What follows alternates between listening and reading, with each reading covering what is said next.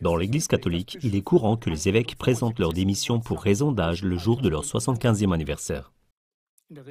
En règle générale, avant d'accepter leur démission, le pape les laisse encore en fonction pendant 2 ou 3 ans en signe d'estime. Le 11 novembre 2023, le très populaire évêque Joseph Strickland a toutefois été démis de ses fonctions à l'âge de seulement 65 ans. Contrairement à d'autres diocèses américains, son diocèse de Tyler au Texas n'est pas endetté et la relève sacerdotale est relativement importante. Pourquoi donc l'a-t-on mis à la retraite 10 ans avant qu'il n'atteigne la limite d'âge? En effet, l'une des principales tâches du pape est de nommer ou de révoquer des dignitaires importants. En dehors de tous les gestes, annonces et affirmations, on peut reconnaître chez le pape François un fil rouge qui reflète sa véritable position sur les thèmes de l'agenda des Nations Unies. Celle-ci n'apparaît pas seulement dans ses décisions personnelles, comme nous le verrons par la suite, mais aussi dans ses déclarations suivantes. Avortement. Il ne faut pas en parler indéfiniment. Homosexualité. Qui suis-je pour juger? Changement climatique d'origine humaine. Nous ne pouvons qu'espérer des formes contraignantes de transition énergétique qui soient facilement contrôlables. Migration. Les réponses ne peuvent être que le résultat d'un travail commun en créant une législation mondiale sur la migration. Lutte contre les pandémies. Contribuer à ce que la majorité des gens soient vaccinés est un acte d'amour. Le pape François installe continuellement ceux qui encouragent cet agenda, tout en congédiant l'un après l'autre ses bruyants détracteurs. L'un de ses critiques est Strickland, qui s'oppose à l'avortement et à la reconnaissance des communautés homosexuelles. Voici une série de décisions personnelles du pape qui montrent à quel point il promeut l'agenda mondial de l'ONU.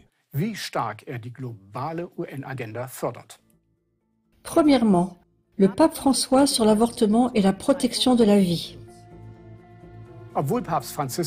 Bien que le pape François se soit publiquement présenté comme un opposant à l'avortement et qu'il ait déjà qualifié l'avortement de meurtre, il a renvoyé en 2016 tous les membres de l'Académie pontificale pour la vie qui avait été fondée pour protéger la vie humaine à tous les stades. Par la suite, François y a intégré 2 défenseurs manifestes de l'avortement, l'athée Mariano Mazzucato et le prêtre britannique Anglican Nigel Biggar, professeur de morale et de théologie pastorale qui déclare l'avortement légitime jusqu'à la 18e semaine de grossesse. Le pape soutient ainsi un agenda de l'ONU visant à contrôler et à réduire la population mondiale. Sous le couvert de ce qu'elle appelle le droit à la santé reproductive, l'ONU veut l'imposer dans le monde entier, entre autres par l'accès à des avortements sûrs. Voir également à ce sujet en allemand une réduction de la population prévue de longue date ou l'avortement partie d'un programme de réduction de la population. Deuxièmement, le pape François sur l'idéologie du genre et l'homosexualité. En promouvant l'idéologie du genre, l'agenda de l'ONU poursuit également l'objectif de réduction de la population en détruisant la famille en tant que cellule germinale d'une société saine. En conséquence, l'homosexualité et la diversité du genre du mouvement LGBTQ sont massivement promues. Vous trouverez plus d'informations sur les origines dans le documentaire en allemand « Les racines cachées de l'éducation sexuelle moderne ». Le pape s'adapte également à cet agenda en ouvrant l'Église aux personnes transsexuelles. La position du pape vis-à-vis de l'homosexualité s'explique par ses choix personnels. En effet, ceux qui la prônent ou qui sont même impliqués dans des abus homosexuels sont promus par le pape François et ne sont renvoyés que lorsqu'il n'y a plus d'autre choix.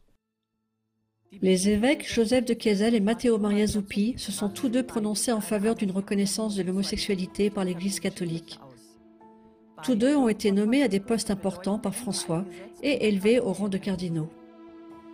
En 2017, François a nommé Gustavo Oscar Zanchetta, évêque d'Oran, à la tête de l'administration des biens apostoliques au Vatican, alors qu'il savait que ce dernier avait abusé de 3 séminaristes. En 2019, Sancheta a été inculpé et finalement condamné à 4 ans et demi de prison pour abus. En 2015, le pape a nommé Juan Barros Madrid évêque, bien qu'une victime lui ait personnellement décrit la même année qu'elle avait été abusée en présence de Barros. Il ne l'a destitué qu'en 2018, lorsque 34 évêques chiliens l'ont forcé à démissionner dans le cadre d'une procédure unique dans l'histoire de l'Église. Le parquet chilien avait alors ouvert une enquête. En 2013, le pape François, nouvellement élu, a nommé le cardinal Theodore McCarrick comme son conseiller pour les nominations d'évêques aux États-Unis, bien que celui-ci ait été destitué de son poste d'archevêque de Washington quelques années auparavant, suite à des accusations d'abus sexuels et qu'il lui avait été interdit d'exercer toute activité publique. Peu avant que François ne réhabilite McCarrick, même le nonce américain, Carlos Maria Vigano, lui avait confirmé les accusations d'abus. Mais ce n'est que lorsque le New York Times a révélé que McCarrick avait agressé sexuellement des séminaristes que François l'a renvoyé à l'âge de 88 ans. Le procès pour abus contre McCarrick a été suspendu en raison de son âge. Contrairement à toutes ces décisions personnelles du pape François, le cardinal Sarah, qui défend comme strict l'enseignement de l'Église sur l'homosexualité et sur la famille traditionnelle, a été mis à la retraite par le pape lorsqu'il a atteint la limite d'âge. Il en va de même pour Carlos Maria Vigano, qui depuis la publication de ces accusations contre le pape, craint pour sa vie et se cache. Troisièmement, le pape François sur le Covid. La TV a montré à plusieurs reprises quels plans globaux se cachent derrière la prétendue pandémie de Covid et où mène l'obligation de vaccination qui en découle. En tant que chef de l'État souverain du Vatican, François a été libre d'imposer des mesures. Son diocèse de Rome a été le premier au monde à interdire tous les services religieux. Il a fait du Vatican le seul État au monde à exclure toutes les personnes non vaccinées et à refuser de leur verser un salaire. François a fermé un couvent de bénédictines parce que les religieuses ne se faisaient pas vacciner et a renvoyé l'évêque Daniel Fernandez Torres d'Arecibo, âgé de 57 ans. Il a été le seul évêque de Porto Rico qui refusait d'exclure les fidèles non vaccinés de ses églises. En revanche, François laisse en place le cardinal Schönborn, 79 ans, qui a fait de la cathédrale Saint-Étienne de Vienne un centre de vaccination 4 ans après avoir atteint l'âge de la retraite. Quatrièmement, le pape François et le changement climatique.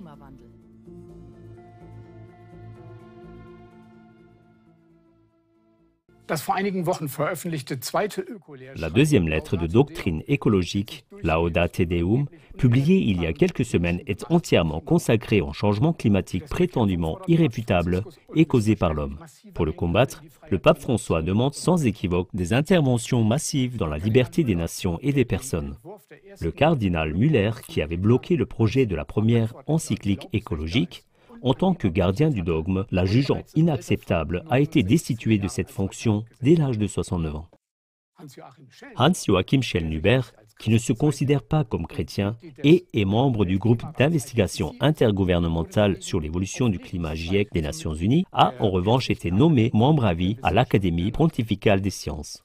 Ce dernier avait coécrit en 2015 la première encyclique écologique de l'histoire de l'Église catholique. Avec elle, la thèse du changement climatique d'origine humaine recevait pour la première fois une légitimation pontificale. Ce n'était qu'une partie des décisions prises par le pape François en matière de personnel. Il est évident qu'il maintient en poste toute personne utile à la mise en œuvre de l'agenda de l'ONU. Même en cas de scandale impliquant des actes punissables, le pape garde sa main protectrice sur une telle personne aussi longtemps que possible. Pour l'agenda de l'ONU, François est manifestement prêt à arracher les propres racines en renvoyant les évêques appréciés des fidèles.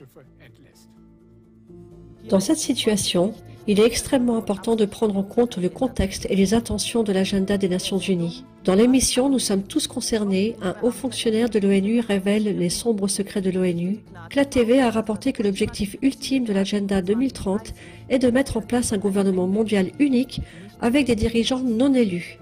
Selon Călin Georgescu, un haut fonctionnaire de l'ONU, les Nations Unies constituent avec l'Organisation mondiale de la santé, OMS, et le Forum économique mondial, FEM, le cœur de ce gouvernement mondial. Au-dessus se trouve l'oligarchie financière internationale qui contrôle entièrement les organisations citées et agit donc en secret. Le fait que le pape risque sa propre intégrité ainsi que celle de l'Église pour cet agenda signifie qu'il est également un instrument et un serviteur des oligarques financiers internationaux. Ceux-ci apparaissent ainsi une fois de plus comme la racine de tous les développements néfastes dans le monde. Démasquer ces personnes qui tirent les ficelles dans tous les domaines est donc une priorité absolue car elles doivent être stoppées et tenues responsables. Joseph Strickland a déclaré après son licenciement: « C'est maintenant le moment de révéler tout ce qui est actuellement caché et d'indiquer clairement tout ce qui est caché. Mon principal crime, hier comme aujourd'hui, semble avoir toujours été de mettre en lumière ce que d'autres veulent garder caché. » Chers téléspectateurs, cet appel le dit très clairement. L'heure est au dévoilement. Ce que les mondialistes craignent le plus, c'est la vérité. Aidez donc à sa diffusion. Anecdote. Dans l'archidiocèse de Buenos Aires se trouve la basilique Notre-Dame du Rosaire. Une statue de l'apôtre Pierre se trouve à l'entrée latérale. En 2018, elle a perdu son auréole et le 17 décembre 2023, la foudre est tombée sur la statue malgré la présence de paratonnerres. Ainsi, la main droite de l'apôtre dans laquelle il tenait une clé a été arrachée. Le plus piquant dans l'affaire est que la foudre n'est pas seulement tombée le jour de l'anniversaire de l'actuel pape François, mais aussi dans son lieu de naissance et son ancien diocèse, où il a été archevêque et cardinal. De plus, la clé de Saint-Pierre est justement considérée comme un symbole de pouvoir papal.